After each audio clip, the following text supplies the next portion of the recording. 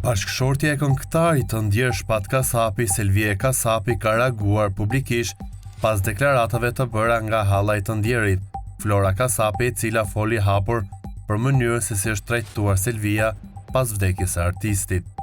Shpat Kasapi ndroi jetën në nëntor të vitit të kaluar si pasojë një arresti kardiak, duke lënë pas dhimbje të thellë tek familja dhe publiku. Halla e tij në një intervistë për Vision Plus vendosi të flasë duke theksuar se ndaj Selvie Kasapit është bërë një padrejtësi e madhe.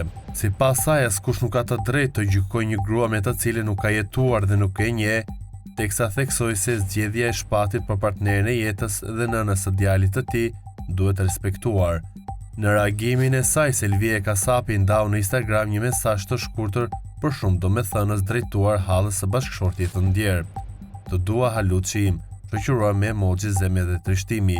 Një reagim i thjesht për i ngarkuar emocionalisht që tregon mirënjohje dhe afërsi në një kohë të vështirë.